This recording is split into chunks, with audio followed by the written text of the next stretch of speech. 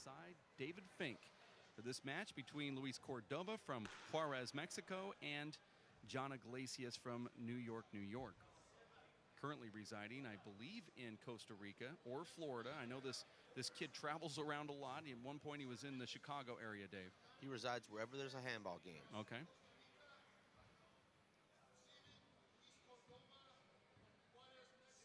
And you hear the announcement from referee David Steinberg, and now the round of applause here. This one is guaranteed to be full of fireworks. I don't think a lot of these people, Dave, in the gallery understand just how great this match is going to be. A lot of people not that familiar with John Iglesias or Luis Cordova, both pretty young guys, played mostly in the United States. John hasn't played that much pro handball in the last couple of years. Luis, as we mentioned earlier, Dave, has done very well in the last year, coming from about a number 20 ranking all the way up to number 7. I thought that was short, Dave. There was a foot fault. Dave Steinberg is foot fault crazy. John has really improved his serve, Dave, in the last year. That was a big liability of his. He's able to hit some aces now, and you see that explosive first step from Luis Cordova. Luis Cordova is a get artist, and he's also got a lightning bolt for a right hand, Dave. He can end rallies from anywhere with his right hand. When talking to Nadi Alvarado, who played doubles with him about 4 nights ago on that showdown match, he said, I did not realize that he was this quick. He said he's just unbelievable with the explosive power that Cordova has going toward a ball. He said it's like a hidden speed. Kind of loafs to it.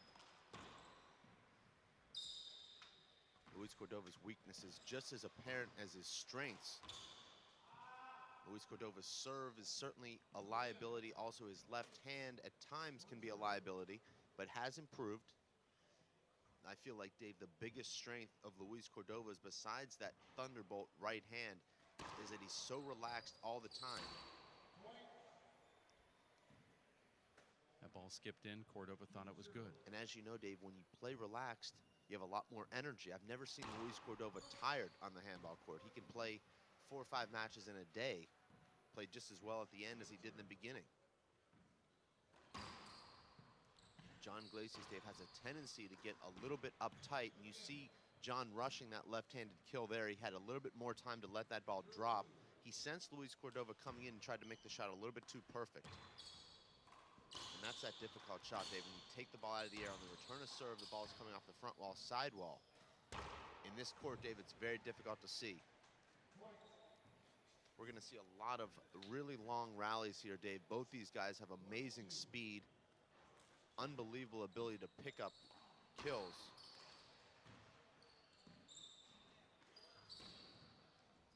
What's so great about this event, Dave, is that we're seeing players face off that have never played each other before, guys that we've wanted to see play that just haven't met for whatever reason.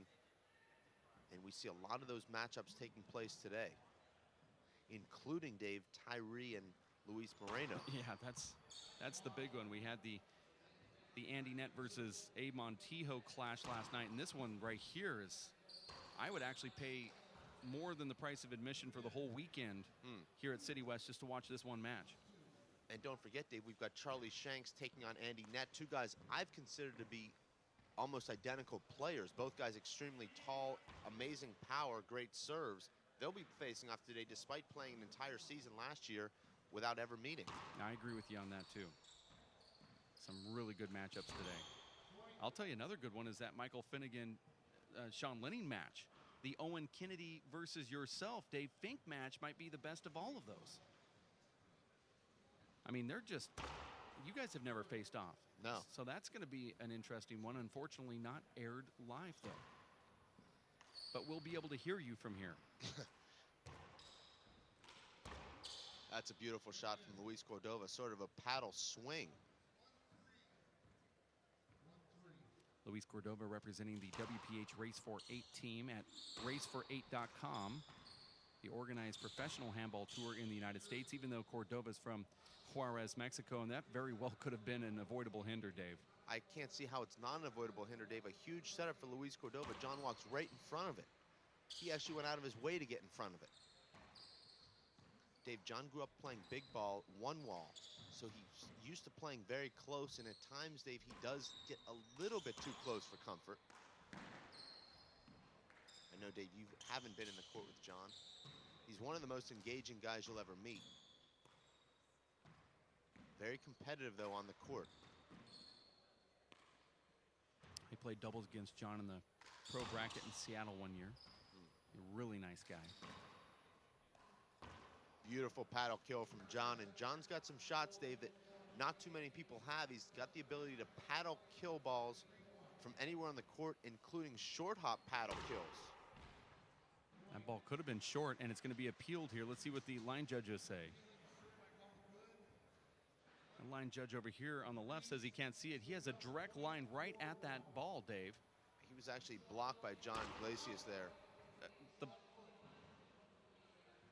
I thought the ball was good. I thought the first serve of the match was short. It was called good. I thought that last one was short, so it's not uncommon for you and I to disagree. Was that an ace, though, that John hit while the referee was talking down the right wall? Cordova's going to keep getting every single one of these, Dave. Unlike a lot of guys, Dave, Luis Cordova can keep these rallies alive and doesn't lose his legs later in the match. 5-1. John's really started sharp here. Luis Cordova is sort of a 5-1. harder hitting Dan Armijo. Good comparison. Doesn't quite have the back wall prowess, though, of Dan Armijo yet, but has a stronger right hand off the bounce game.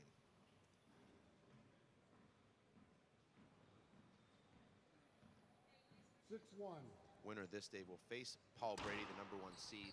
Should John Glacius win this match, it would be a rematch of the Canadian Nationals semifinals, where John Glacius actually scored 13 off Paul Brady, more than any player in that event.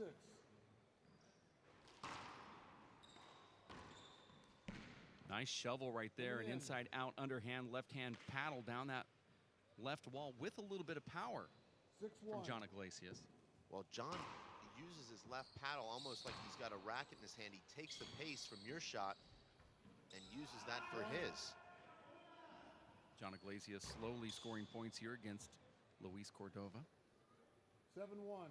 Cordova is a late addition to the WPH Elite team, ranked #7 on the tour. I think many people think that John Glacius would be right around that 6-7 range if he were to play in multiple stops. You've said that about 20 players. How many people can be ranked 6th? That was a beautiful shot right there from Cordova. We will rack that one up and look at the replay later when it is available. For those that have not seen that type of shot here in Ireland, where they don't take that traditional big ball type overhand flop shot very often. I know Tony Healy experimented with it. Well, that's the splat. We saw Luis Cordova hit that at a critical moment in the showdown in the doubles, Dave, at 18-18.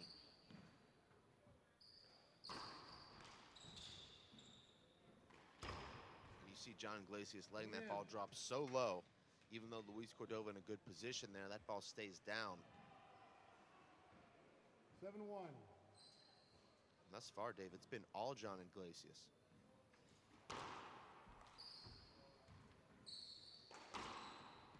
A little bit of power right there from John Glacius. Gets his 8th point. This is the first game, men's round of 16. John Glacius from Costa Rica up against Luis Cordova from Juarez, Mexico. 8-1. John took 3 months off, Dave, after the Nationals, was in Costa Rica. Said he started doing some yoga. He's actually going to be a yoga instructor. Started playing handball just about 2.5 weeks ago. Went up to New York. Did some sparring with Vlad Kilm and also Charlie Shanks. As I said, came to Pittsburgh as well. And he got to this event, Dave, on Monday. So he's been playing a lot of practice games, getting himself ready. Looks really comfortable. Perhaps, Dave, that's the strategy to get ready for these events. Take some time off, get some great sparring.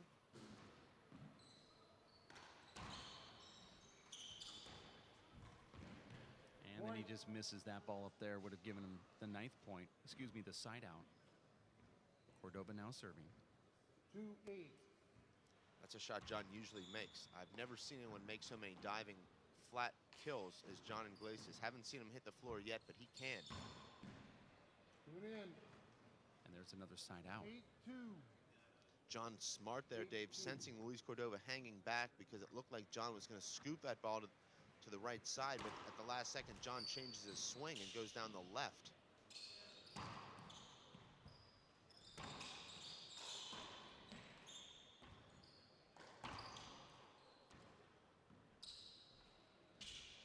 John is very motivated, Dave, because he sees these guys, Dave, on the WPH team and feels like, you know, he can probably beat a lot of them, and yet he hasn't had the success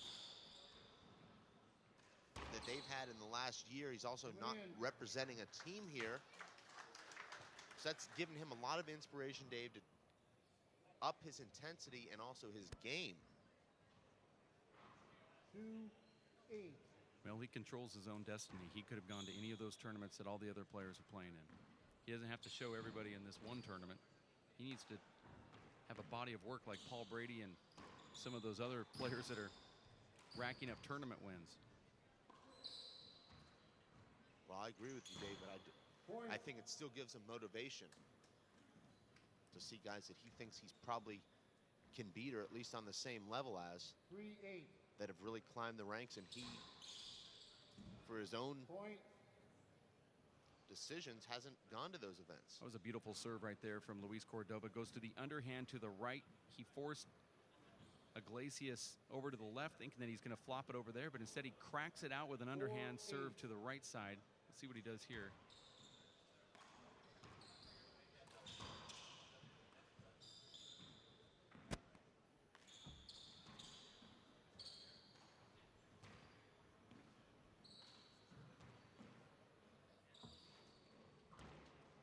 Beautiful shot there from John Iglesias, not known as a spectacular backwall kill shot artist, but that time, Dave, executes a perfect revolving door right corner kill, hits that ball diagonally, follows the ball out, and drills it into the right corner, half an inch high.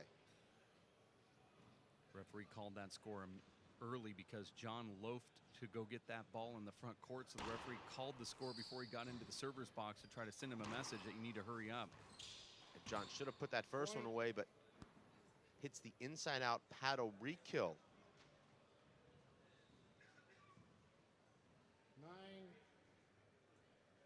9-4.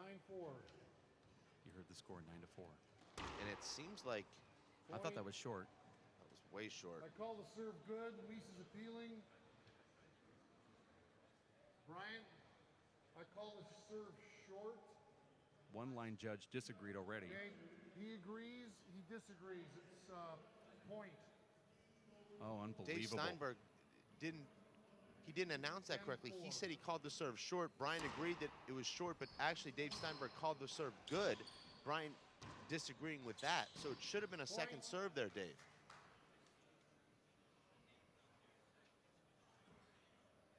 Yeah, that call was completely messed up. Very unfortunate there. The ball was actually short, and by a long shot. It wasn't a close one. It was actually short, and the guy looking right at it also saw it.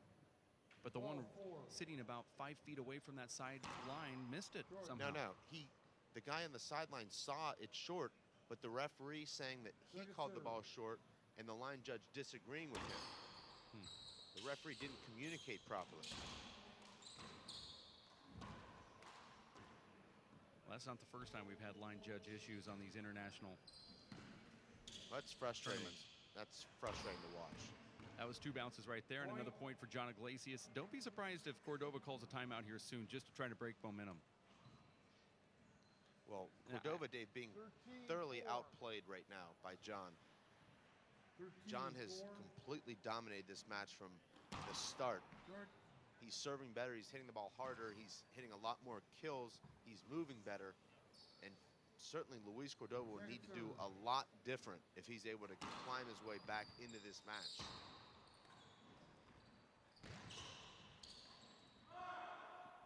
Coming in. John goes with a little too much razzle-dazzle there.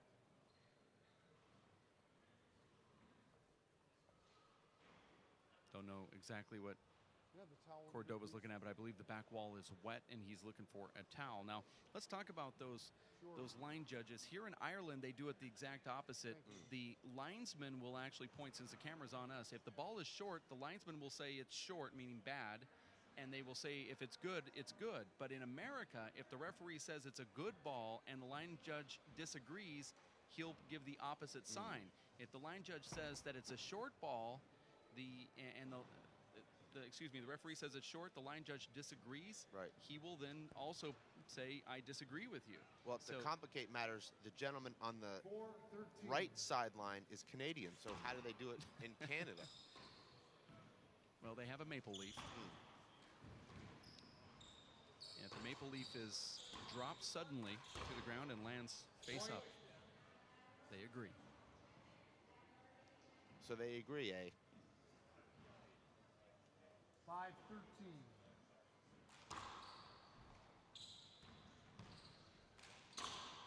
Beautiful shot there from Luis, set up by a good serve. John with a weak return. Luis with the first strike kill. Will need to score 3 or 4 more to climb his way into this first 6-13. game. He's never really been in this game. He was down 5-1 early, Well, the and John has closest, just extended that lead. well, the closest he's been was 0-0 while they're warming up. And now Luis starting to make some amazing gets, and he's now in control of this rally. This is a really physical rally here, Dave. And Luis with an amazing, what would you call that shot, Dave? A mid-level paddle 7-13. splat. Yeah, that was a nice inside-out shot right there, but he pushed it. He knew exactly what he wanted to do with that shot, too. Let's see if we can see a replay of that last shot, Dave, because I'm not sure I've ever seen a shot. Well, Sean Lenning does that a lot, where he does that inside paddle where it's somewhat near his midsection. This one was a little higher, and Cordova just fought it off and pushed it to the front wall. You're watching the World Handball Championships live here in Dublin, Ireland, just down the road from Saggart at City West. Let's watch a shot right here. Well, this is the middle of this incredible rally. Best rally of the match, Dave. 41 strokes. Jonathan, Both guys exhausted at this point, Dave. This wasn't just a 41-stroke ceiling rally. This was both guys moving laterally, side to side and front to back. And this is where we're going to see it right here. He knows John is exhausted. John is hanging back in the back court there with Luis. And that's why Luis went for that shot. Normally, Dave, John would move up into the front court, taking away that right corner. Yeah, you're right. When I first watched it live, I thought he got kind of handcuffed with that ball coming off the glass, but then it dawned on me he was actually going to go to the ceiling, and he saw that John stayed back, so he decided to wait for the ball to get close to him so he can get over the top of it to try to keep that ball down on the front wall. Smart play from Luis Cordova. Great replay from our crew. You're watching the World Handball Championships live here in Dublin, Ireland at City West Arena on the show court, where John Iglesias from Costa Rica is going up against timeout. Luis Cordova from Juarez, Mexico. It's the men's round of 16. The round of 8s will be played later this afternoon, Dave. It's doubling up for these top players.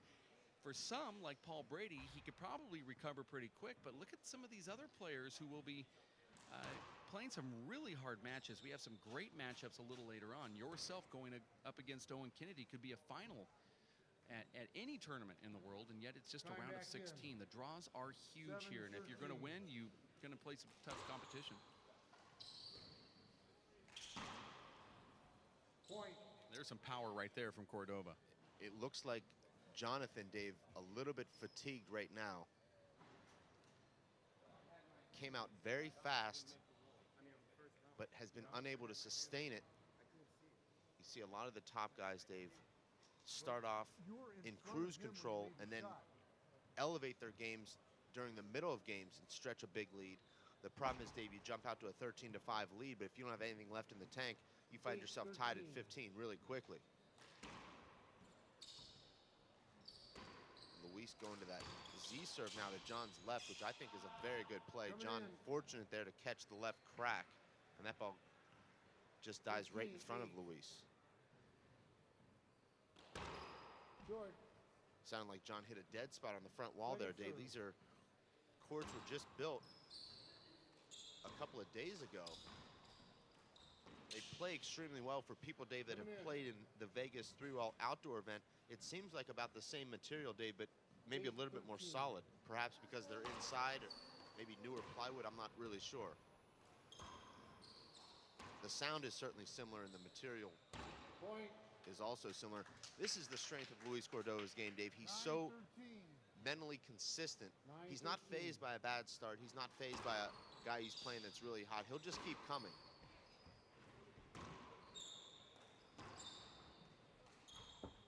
Well, Luis Cordova has a clampdown mode that's right up there with some of the elite players. That could be an avoidable. And it is an avoidable.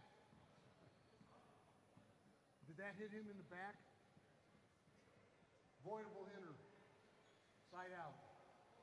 Now, originally the referee called a point, but he just really meant to say side out. That was an avoidable, wasn't it, Dave? You know, if our referee's going to call that an avoidable, he has to call the play earlier in this match when John walked right in front of the setup an avoidable. It looked to me, Dave, like John was going high there. Luis backing up, seeing that John was going high. He gave him that high shot, backed up to get in position for a 3-wall wrap or a ceiling shot, and then John just drilled him in the back when he saw him moving into him. So I guess a cagey play there by John, but I don't think I would have called that an avoidable, no. 9-13. Back into play here, 9-13. Cordova is now getting points, and we could see a timeout from Iglesias if Cordova scores another point here, 10-13.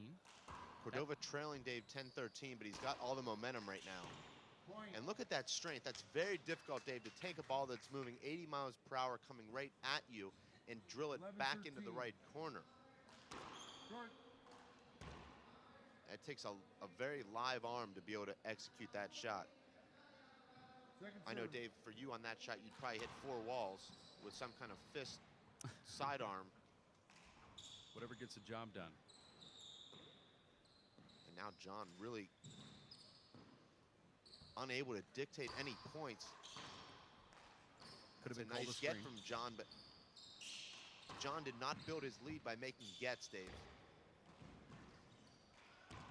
And look at Luis getting himself in position, fist pumping there. He has John on the ground. He moves to his right, so he's able to drill that ball back down the right with John on the ground. And this, Dave, is where I believe all the pro experience that Luis Cordova's had in the last year pays dividends. John's been on the sidelines. John certainly has all the talent, but Luis Cordova has the experience of playing Naughty Alvarado, playing Andy Nett, Sean Lenning. And he won't be fazed by anything. When you've been in there, Dave, with the likes of those kind of players, a 13-5 lead is not really going to overwhelm you. We're all together at 13 here with John Iglesias getting that side out, and all the momentum still with Luis Cordova. And you can see Cordova's pace has actually changed too, Dave. Well, Luis Cordova has scored 8 consecutive points here. John will need to get himself on the board here just to try and break this momentum.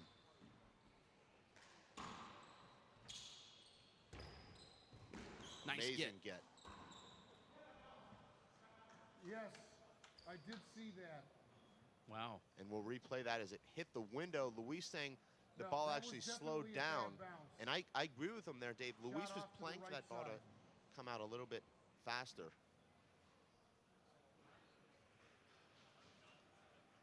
It's just a strange call right there, but everyone agreed. Referee saw it too. Point. Unforced day there from Luis Cordova. Poor serve from John Iglesias. We haven't seen a lot of bad bounces called off that center glass. And another point now for John Iglesias.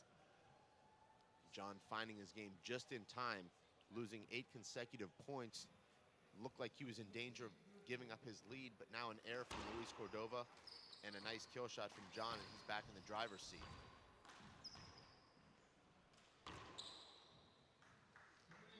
This is pretty much what we expected here, Dave. A very close match. I think we'll see probably 3 really close games.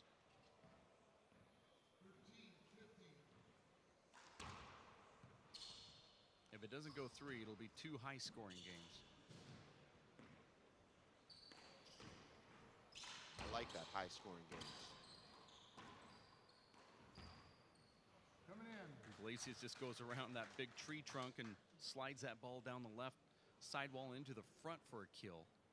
You also saw John play the hop. He let that ball hop, made the adjustment, steered it in the left corner. 13. Iglesias still has the lead. This is game number 1. 2-21, breaker to 11. Short. And a short ball on that crack serve opportunity. Surprised Iglesias took that shot.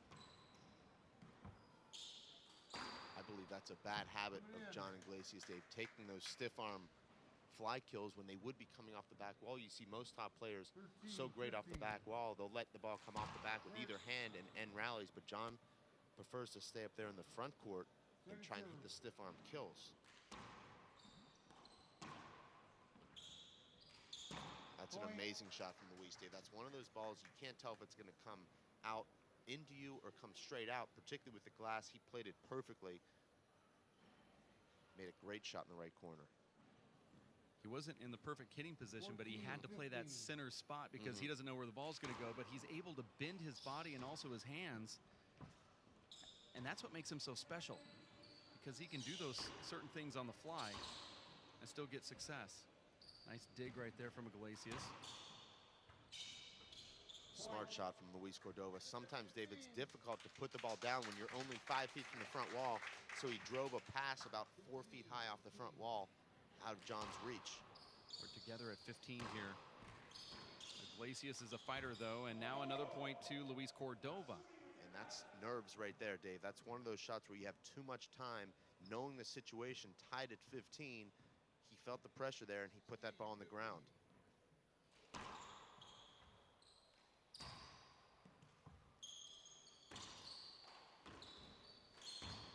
Luis Cordova does not feel pressure, Dave. A lot of people wonder why you'd feel so nervous in golf, but not necessarily in handball. In golf, the ball is just sitting there. In handball, the ball is coming at you. When the ball is coming at you with a lot of speed, Dave, you don't have time to be nervous, but when that ball slows up and you know it's a critical moment, you have that second or 2 seconds to think about it, that's when the choke factor comes in. Well, Cordova is on a nice little run here, Dave. He was once trailing 13-3, and now he's up 17-15. That's a 14-2 run, which is quite impressive in a open bracket like this here at the World Handball Championships. Well, I think you see a lot of that, Dave, in pro handball. Guys are so good, they get on a roll, and they'll score 10 or 12 points, even though the guy they're playing might be equal to them, and then their opponent may come back and score 8 or 10. That's just the way. You don't see a lot of matches where it's one guy scoring 2, the other guy scoring 3, you know, the other guy's scoring 2. It's a lot of times 6, 8, 10-point runs from both guys, and then you see them kind of catching each other at 15 or 16. Now we saw these guys tied at 15. Now it's Luis Cordova leading 18-15. 18-15. Well, Luis is a closer. There's a short ball. No call from the referee. That was huge short. We're talking 8 inches short. Point. Jonathan's appealing the serve. I call the serve good. Both, one agreed, one disagreed. Oh my gosh. The one that disagreed needs to be fired. That was just sad to watch. That was 8 inches short. Yes. That was unbelievable. Nice shot there from John. Luis had a nice opportunity there, Dave, to get the 20th point, but he overhits. John has the back wall set up, and he finds the right corner. 19. This is becoming, Dave, a little bit like Major League Baseball that refuses to use replay. We have the technology here. I hate to see matches decided by these horrific calls. Coming in. I mean, Dave, everyone here in this arena and everyone watching at home knows that those balls are short. Why can't we just let the referee know? 19-15. The technology does exist, and be able to put just a camera on the line and just have just that rolling tape. But I'm talking about the obvious mistakes, Dave. And that was just really bad. I mean, we've seen 3 of those already. Amazing get from Luis, and he's up. Luis will get. Now that ball dies on the back wall. Nice round of applause from the crowd, though. Educated group that we have here. 19. 15-19, Iglesias is still fighting. That's a short ball. I don't know why it's a short, since the previous one was called good in the same spot. You see a lot of the pros using that 2-wall second serve now, Dave. You see Sean Lenning and Luis Moreno using that quite a bit. I think it's a must with this side glass wall here. Amazing get there from Luis. Not only the speed, but to play that ball off the side wall. Coming in. Let's take a replay of that short ball that we were harping about. You see the ball sitting on the ground there. Here's the replay. There's the ball right there on the ground. That's, I said 8 inches. That might be a foot. 19-15. We're having a little bit of conflict here in the booth. Not enough microphones to go around. Well, the two of you are drowning out the one of me. Nice replay from our booth. We appreciate the fact that they gave that to us. Well, you said you wanted 3 in the booth, so I'm just trying to do what I can. You and your split personality, and then me. Appreciate that. It's Luis Cordova stepping back into the box here. It's the round of 16 that we're bringing to you live right now at the World Handball Championships between Cordova and Iglesias. John Iglesias from Costa Rica, Luis Cordova from Chihuahua, Mexico. 19. That's the state, and the city is Juarez, which is just over the border of El Paso, Texas. Coming in. And a side out. A big shot there from John coming out of the timeout. Needed that shot, and he got it. 19. Short. John now way off on his first serve. Coming up 2 or 3 feet short. Short. And now John double faulting, Dave. We talked about the importance of using that deep 2-wall serve for a second serve, and John goes with a power serve, comes up short. And it has to be deflating now for John Iglesias, who led 13-5, looked so good. In fact, better than anyone I'd seen in this event up to that point. And now Luis Cordova has just completely outplayed him here in the second half of this first game.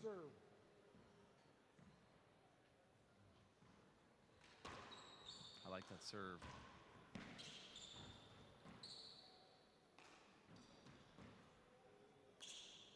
Cordova came out looking really flat, but when he stepped it up a gear, that's when everything changed. And I think that people judge Cordova off that flat style of play and not that breakaway nice get right there from Cordova, and he's trying to get back up but unable to get it, and the crowd likes it, and it's a side out. But when Cordova does go into that clampdown mode, he obviously gets momentum. Not all the time, but certainly we saw it with the showdown match when he was playing with Nadi Alvarado the other night against the current national champions, Robbie McCarthy and Brian Carroll, when they defeated them in the showdown. Let's look at this replay as John Iglesias uses that left hand down low. That's a great shot from John. It's a great camera angle. Cordova dives, just gets underneath that ball. I actually thought Luis had not gotten that ball in real speed. But it was about 3 inches good. Nothing like that in sports, Dave. Both guys diving, both guys on the ground. Amazing athleticism. Both guys have so much will to win here. Luis Cordova, though, Dave, has a tendency to win seemingly every close match because he's so relaxed. You saw him beat Chip Morales 11-10 at the Nationals. Won the first round at the Nationals 11-6. He's won a number of other really close matches. And I chalk that up to just his relaxed state in there. Doesn't get himself worked up in crucial moments. Now let's go back into the court here as Iglesias is set to serve. Referee called the wrong score. Dropped Cordova 2 points. That's what they say, the referee's living in the past.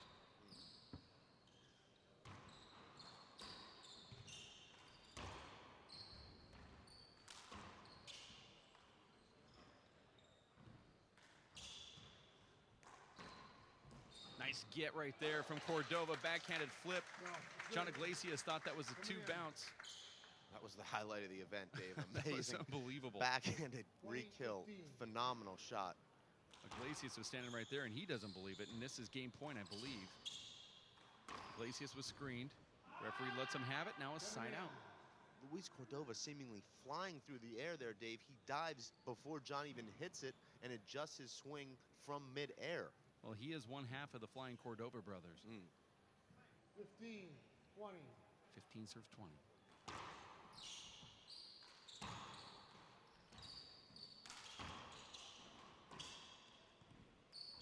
Iglesias loves that paddle shot with the left hand. Maybe a little bit too much. I agree with you, Dave. This will be a setup, though. I think that should have been a replay, Dave.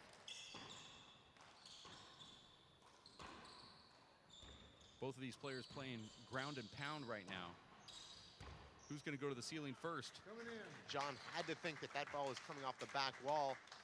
Took a little bit extra time getting back into the center of the court because he thought he had that time. Luis, sensing that, takes that ball out of the air, Dave, with John out of position, behind him into the left, and hits that shot into the left corner. John, I think, trying to buy a little time here, Dave. Finish. Referee's going to give it to him. No, he said, go ahead and play the ball. John has used all of his timeouts. He tried to get a glove change there. He's totally exhausted, Dave, and that explains a lot of the reason behind this comeback. Also, Luis Cordova really stepping up his game. This could be the first game right here, and it is.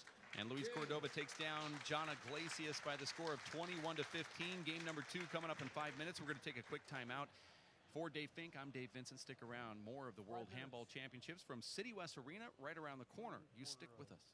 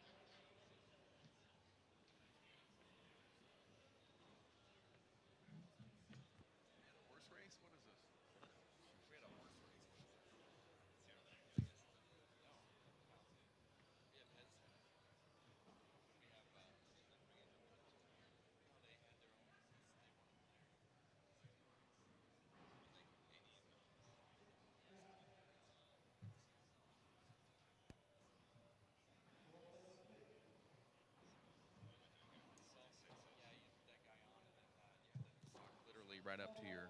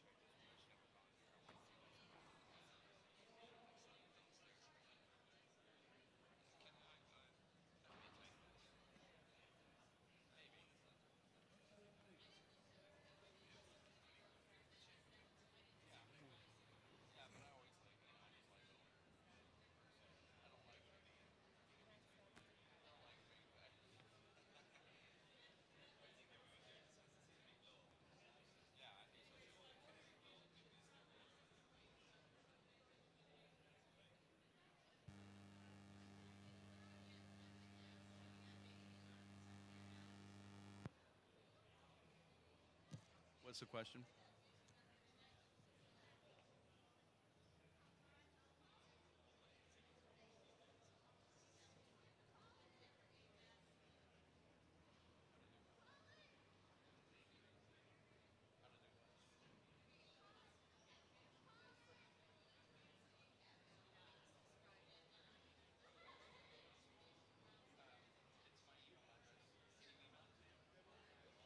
Yeah.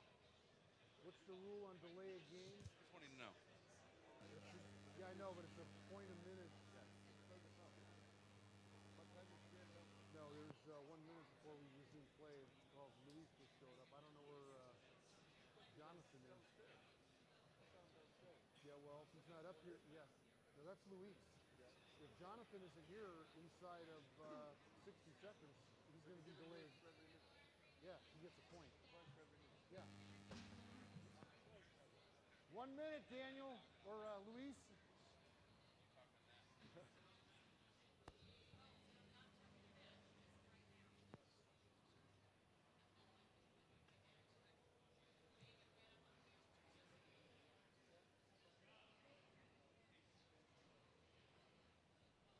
Okay, he's over here.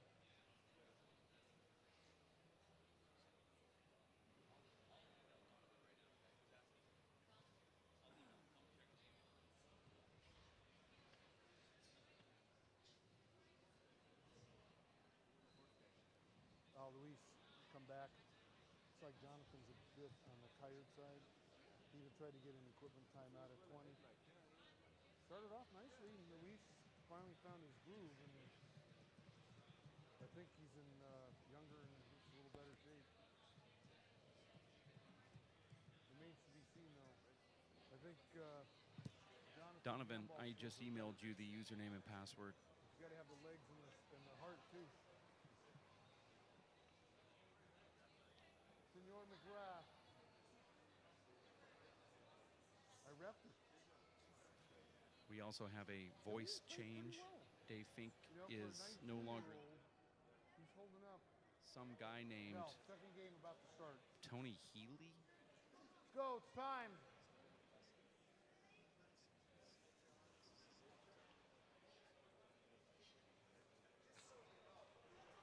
Hi, how are you?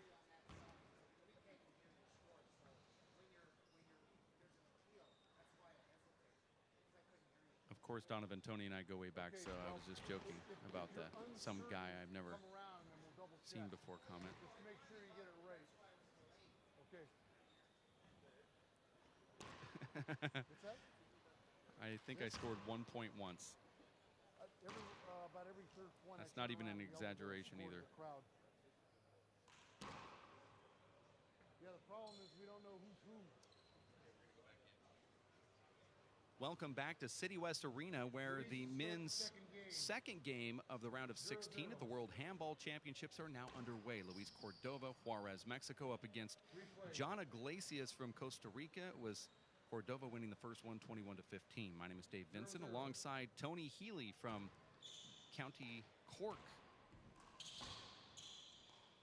Tony, welcome to the booth. Thanks, Dave. How are you? I'm doing great.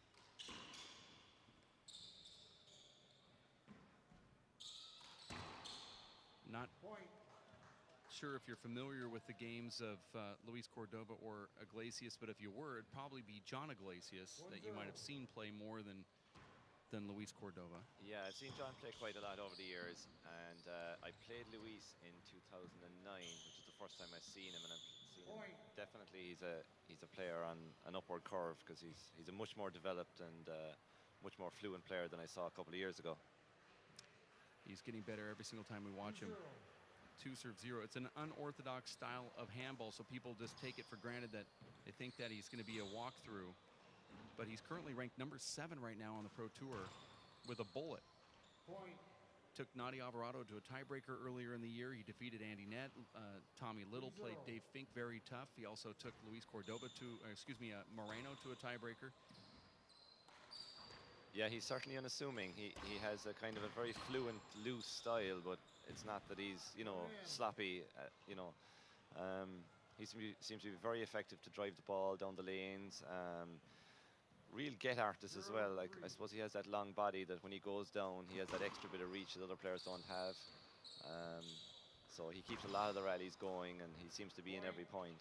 I suppose the only thing I can see with him, you know, from when I see him in 2009 is that I suppose that left hand is still a little bit restrictive in his technique from what I see. He doesn't seem to get a huge full swing on it. It's effective, but you'd like to see him kind of develop that, I suppose. But, you know, he's still a young player, and he's getting there with that. He's a fronton player down in Mexico, which is completely different. That front wall and then the side right wall, sometimes side left, depending on what court he's playing on.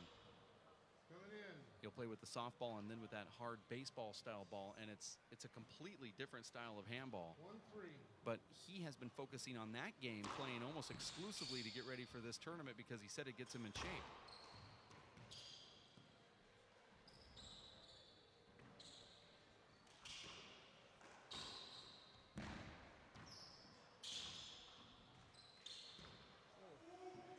Well, John is definitely focusing on trying to move him around the court, and sometimes, you know, as these rallies get longer, it seems to be Luis that wins a lot of the longer points.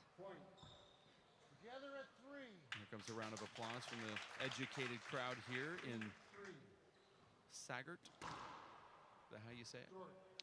Sagart? Yeah, that's it, yeah, close enough. I've heard that a lot this trip. Close enough. Nobody really knows. I have no potential in being able to say it right, so they just say it's close enough. And there's a point for John Iglesias.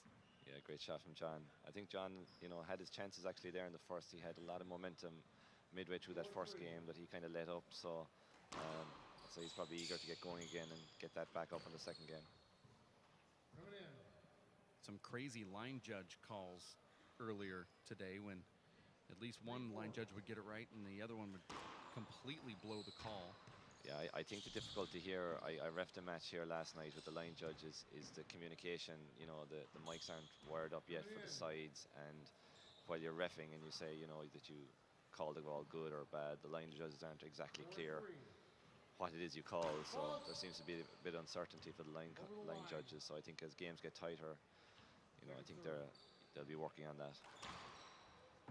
To make things a little bit worse, there's a double fault right there from Iglesias. The referee can't really go over to that right side line judge because there's a kind of a barrier that he has to climb to get over. And this is a 55-year-old man over here reffing this match. It's not easy to jump fences. Yeah, he's 55, but we've both seen him in the court. He doesn't move like a 55-year-old. That's true. Oh, great shot. That's the difference right there between Iglesias and Cordoba. Iglesias has that left-handed snap with some power. Well, Iglesias is really flexible in his styles. Because of his one wall, you know, a lot of one wall he's played as well, and a lot of four wall. He seems to be able to mix the shots when they come to him. So, as a kind of a natural flexibility in his game, he seems to have a huge amount, huge adaptability to the ball when it comes to various positions to him.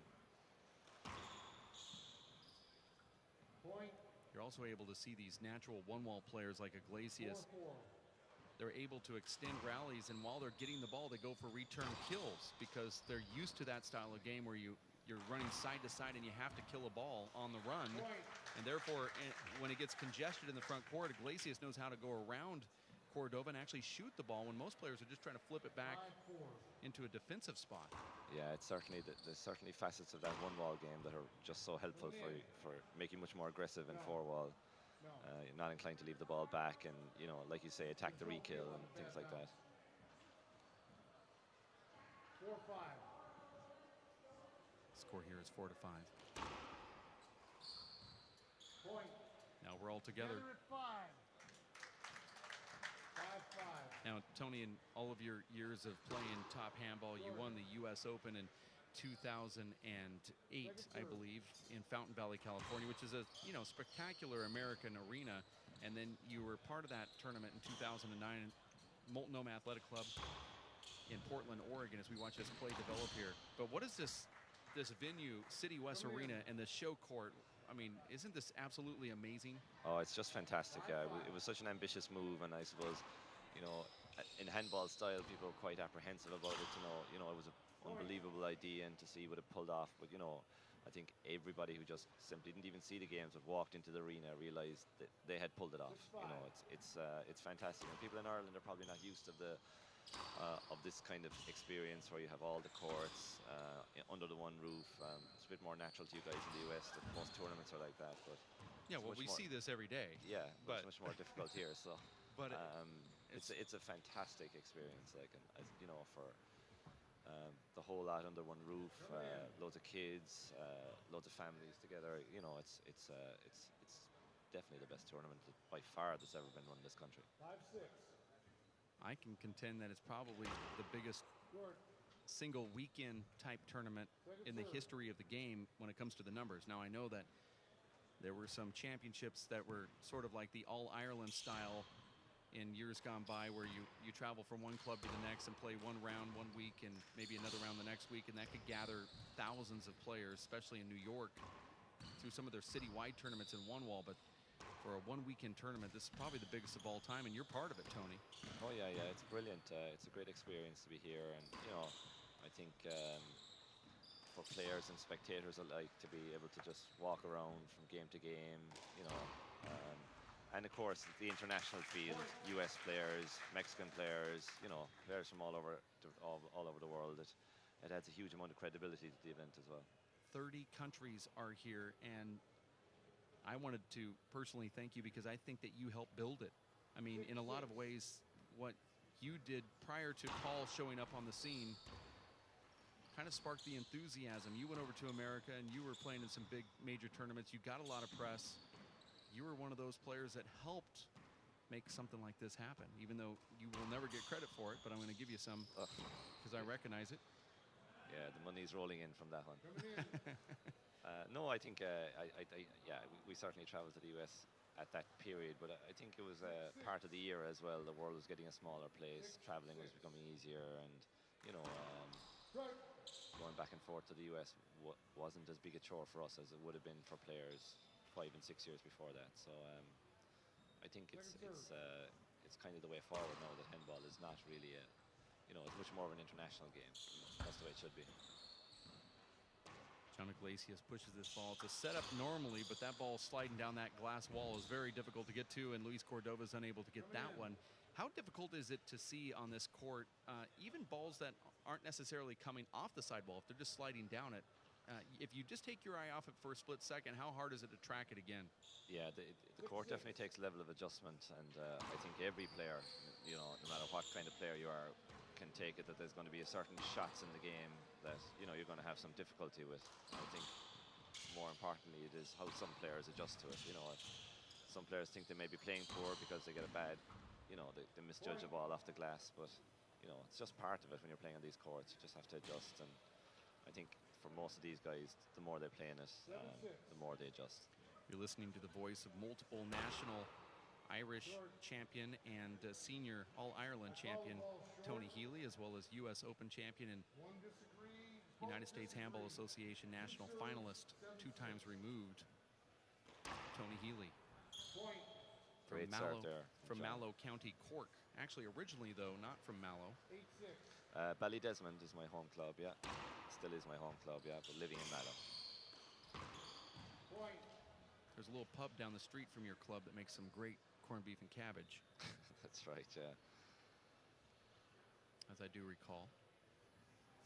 Still entrenched in your memory. Well, anything with food, and when somebody else buys, like you did, I always remember that and appreciate it.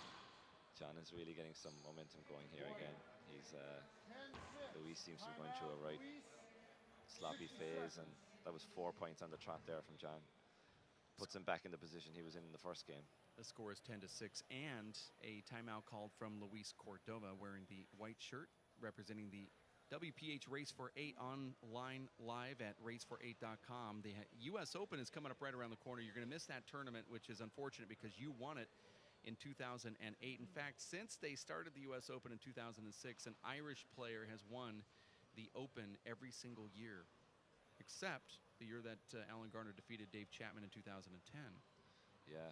That tournament has been kind to the Irish players. All right, it's kind of funny, really, when you think that, you know, no Irish player had won a U.S. Nationals before Brady, and you know, though Brady has dominated the U.S. Nationals, the U.S. Open has now changed hands to a couple of Irish players. So you know, it's kind of unusual, I suppose. Um, but that's not to say they're totally dominating in that. You know, Sean, Lenning, and Luis and Natty have all been right there. You know, just didn't happen at the U.S. Open for them, except for Alan.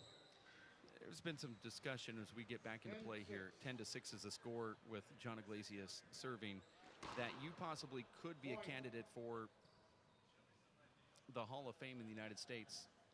Has that ever crossed your mind? I know you're still in your, mid-30s, mid to younger 30s. I don't know. How old are you? I'm 34. Okay, 34. So you're not retired necessarily, and I don't think you could actually even be nominated until you're 40. But is that something that you would inspire? That would be an honor to you, or have you even thought about? Oh, I certainly haven't thought about it. Absolutely nothing before you've just mentioned it there. But yeah, like I suppose maybe as you get older, the Hall of Fame, when you see the players that are in there, is great recognition. It was great to see John Boyk in there, and you see all the great names of the past in there. So anything like that would be an honor, but certainly nothing I'm thinking about or worried about. I think John is really starting to get a little bit of momentum here. He's starting to pull ahead. John's really frustrated with the line judges here. He feels that those balls that are being called short, and there's another double fault. I think you just hit the nail on the head. His frustration seemed rife in that second serve he hit. Referee really likes to call foot faults too, Tony. You saw that in the first game. He almost, if you sat through that Paul Brady match, you saw a lot of foot faults called, and it actually got Paul Brady out of his rhythm. Yeah, I think that happens with a lot of referees, and the referee-player relationship when a referee is tight on the line calls, can really frustrate a player. They feel they've got a good serve, and it breaks their momentum, and they have to do it all over again, and they can't really see their own feet, and they're conscious of their feet. It can break a player's momentum. Dave Fink brought up something interesting on that football call, and the only reason why I'm continually bringing it up is because the ref will continue to keep calling it during this match. But he said that in practice, you just play and never even think about that foot fault, so you're not practicing your power serve with that foot fault in mind. Therefore, you get kind of relaxed, and then all of a sudden a referee comes and calls the appropriate call, but it throws you out of your game. So it's not something that you consciously think about or even can practice. Yeah, that's an excellent point, really. These are things that are not replicated in training. In training, you're trying to replicate almost everything you do in competition, and that's one of the things that misses, and probably for that reason it can upset players, even Paul Brady. The short ball, second serve, 12-7. Iglesias leading here. Getting a lot of crack movement from his ball. Most of his points are coming on balls that are actually hitting the sidewall, Tony.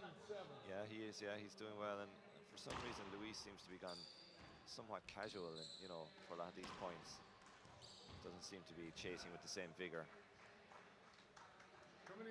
Well, Cordova has two gears. He's got the one that he's in right now, and then he's got that step up that puts a lot of pressure on players. And we'll see if he eventually gets into that.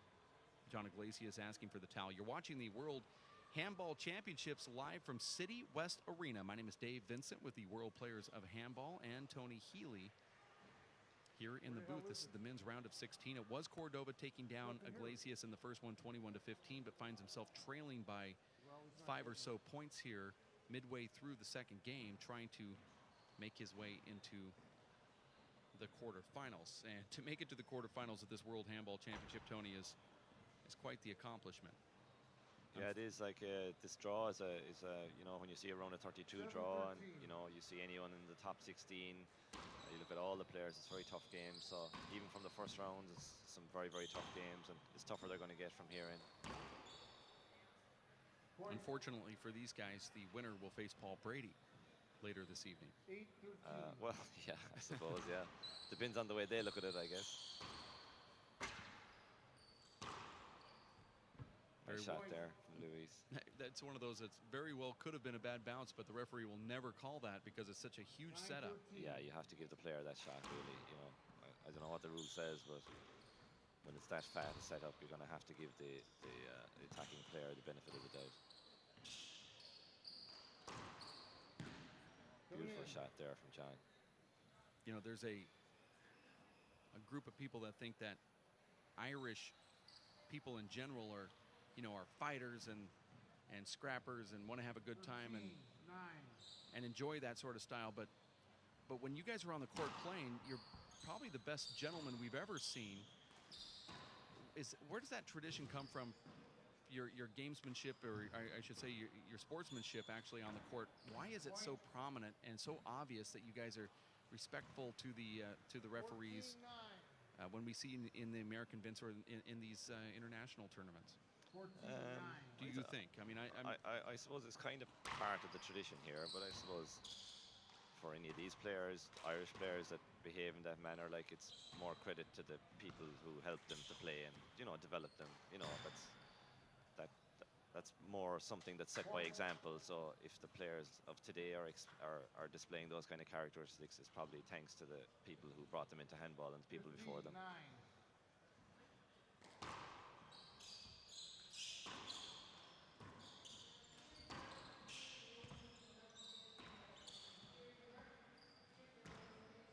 There's a nice revolving door kill shot from Luis Cordoba. I'm from the other side of the pond, so when a referee is disrespectful or makes bad calls, I just walk out of the court and quit.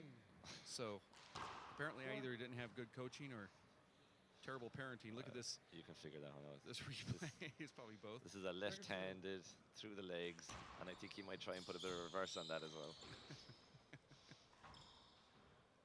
Coming in. That's a nice shot right there from John Iglesias and our camera crew, as he also gets the side out, Tony. 15-9. Yeah, John is that was a really short starting ball. to find his range here. I call the serve good. This is unbelievable. That ball was short. Yeah, but here we go again now. We've got the linesman who are not exactly sure what the referee is calling. So Luis Cordova also knows it's short, but he's going to go in there and take the serve away anyway. 9-15.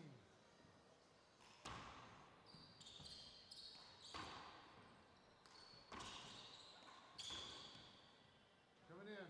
it's that dump kill there, that paddle kill from John. That's so many of those one-wall players have really mastered. Such an excellent shot from that position, because it's right in front of you, and even if it's high, it tends to be a replay. Coming in. And there's another side out. You get the feeling here from this game that, like you're saying, that, and I haven't seen enough of Luis, that there is a gear in him, and you're kind of waiting for it, you know. So it's just interesting to see if he does make a drive here to get back into this game, because at the current way it's going, you're saying John is going to win this game. Well, Luis always does crank into it. He just hasn't got there yet.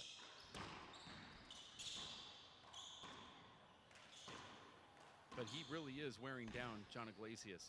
Luis Cordova can do this all day long. Brilliant get. That's the thing about Cordova. Very similar to Robbie McCarthy in the sense where you kind of feel that they're loafing, and it's sort of the sneak attack that they have where they're relaxed, and then when they do attack the ball, it's just unbelievably sharp. He seems to kind of just loaf to the ball, but the last step he takes covers so much ground. Yeah, he's tall and long levers in those arms, and definitely you can see when, you know, he's fast to get to the ball, but then that long lever and that long body makes him to be, you know, to get to a lot more balls that other players won't get to.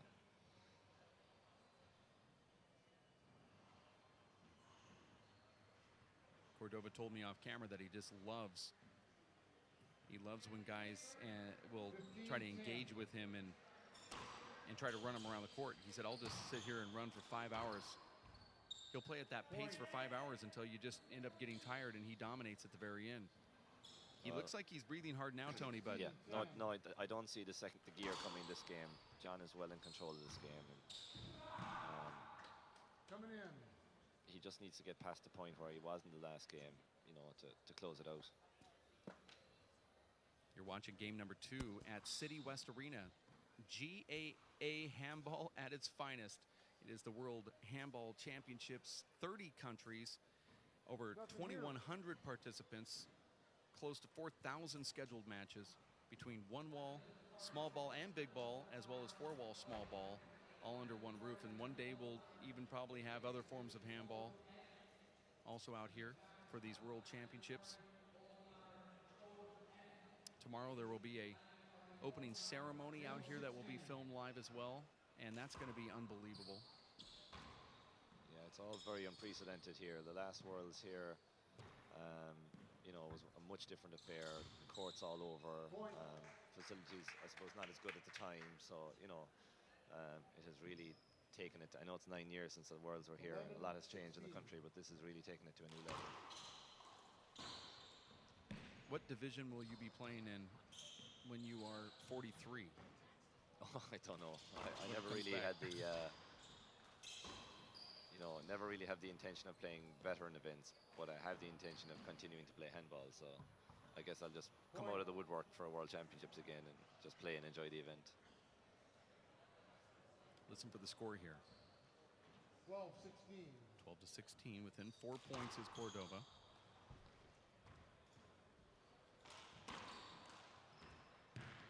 Cordova can keep pounding that ball at Iglesias' left, but Iglesias is going to keep paddling it. It's a beautiful shot, Tony. Shot, yeah, beautiful shot, yeah. That left side wall, front wall kill is, you know, one of the best in the game. Takes the pace off the ball. Very difficult to execute with a sidearm too. And there is a timeout called from John Iglesias. Earlier today, it was Paul Brady defeating Killian Carroll 21-8, 21-9 in the first game. Here, though, it was Luis Cordova defeating John Iglesias 21-15. Finds himself trailing 13-16. Referees now checking for the gloves and wants Cordova to make a glove change. You're watching the World Handball Championships in association with DiscoverIreland.ie.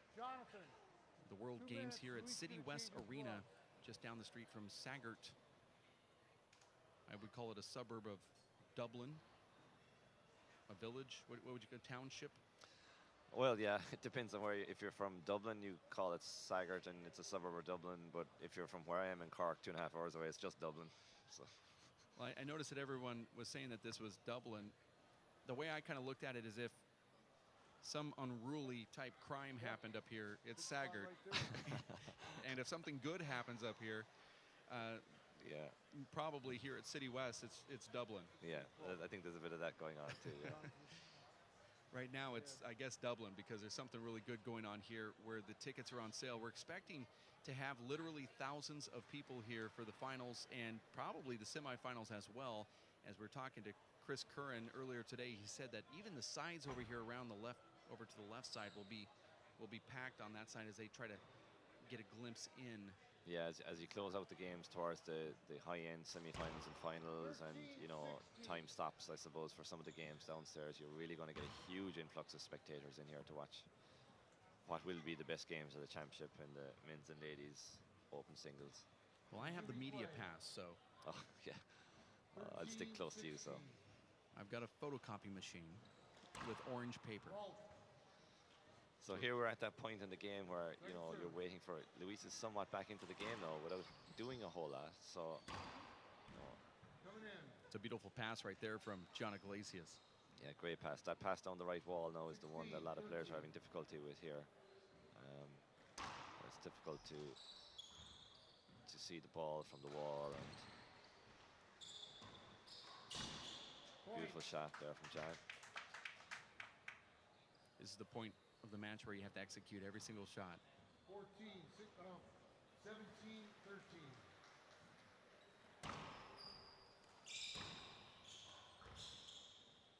Iglesias just looks steady. Yeah, he looks solid, looks very composed. Seems to be in that groove where he's hitting the shots he wants to hit, whether they come off or not. He kind of knows what he's doing and knows what he wants to, you know, how he wants to play.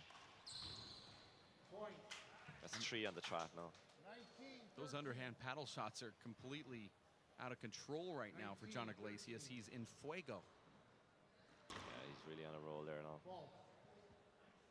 I think he should just paddle his serve. That's how good it is. Second serve. Second serve.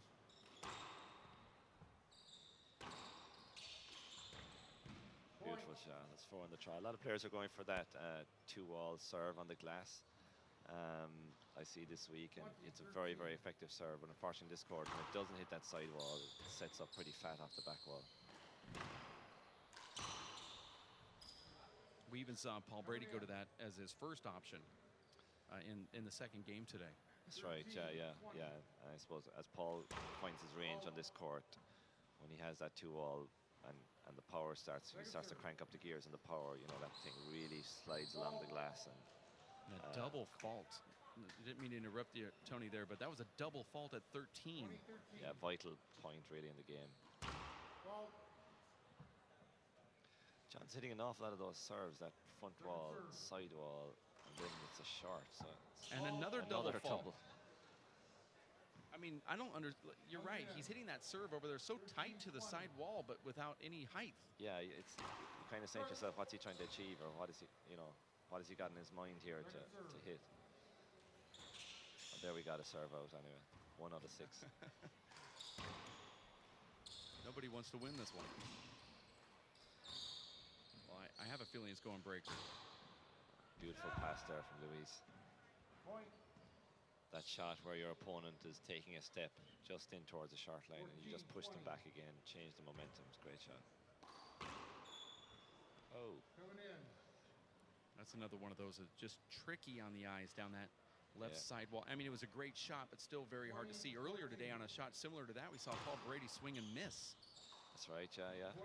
There's and like I said, if you take your eyes off of it for just a brief moment, you have to come back to it. It's very difficult to find, and when you do find it, sometimes there's 2 balls there. One is the shadow, and one's the one you're trying to hit. Yeah, and the court is very bright inside as well, so, from the outside looking in, you probably don't get a feeling for some of the adjustments the players have to make on some of the courts, but like I say, the more they play, the more they'll get adjusted to it. Luis is somehow making a comeback here, change his serve, taking off pace, paddle serve to John's left. But Luis is still going to have to score 6 points in a row. It's as if John Iglesias is looking to try to paddle balls. Well, that's working for him. Set up here. John's not going to be happy with that. Like, he had a fat setup and probably put in the worst possible position that it came so far off the back wall. It was an easy setup for Luis. As we look at the replay on the screen there, nice shot from Cordova. And the one that happened in real life just happened the same exact way. So we don't have to take 2 instant replays. We just look at that first one and say, that's what happened on the second one.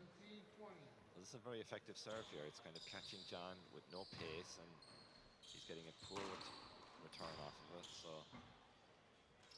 Luis seems to have found something there. I don't think that's a replay. No, it was past you. What do you think, Dave? It was past you. It was past you. Well, initially live, I actually did think it was. Now that the moment has gone by and listening to the referee, he's convinced me that the ball was past him. Yeah, it was. I think so. I think if Iglesias would have just quickly have dove to get down on the ground to prove that he was there, I think he could have got it. Perhaps. But he had to do it really fast, and he didn't do it fast enough.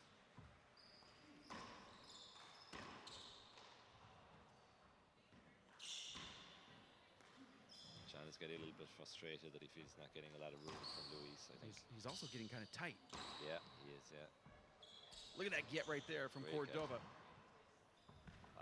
Beautiful shot from John, though. Puts him back into the same position. Luis wasn't expecting it. He was expecting a fly kill, so really smart shot there from John. 20 serves, Second 18. go at match point.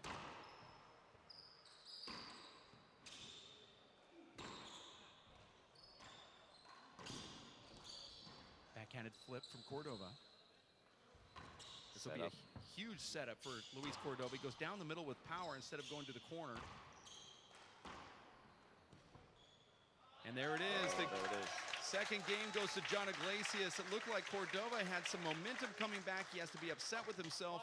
He fought back. There was a double fault when John Iglesias had 20. He was up 20 to 15. There was a double fault.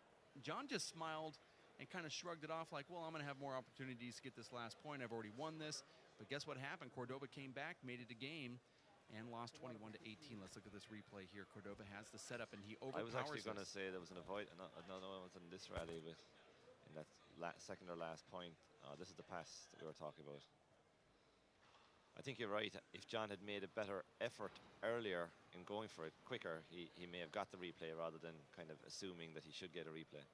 The ball also checked up and naturaled away. So the referee is seeing that natural and where the ball's ending and all that put together just sort of looks like it's not really a screen. So we're going to go to a tiebreaker. We're going to take a timeout, Tony. We'll be back in about 4 minutes or so from City West Arena. This is the World Players of Handball's continued coverage of the World Handball Championships in Dublin, Ireland. We'll be back with more action in just a bit. Stick with us.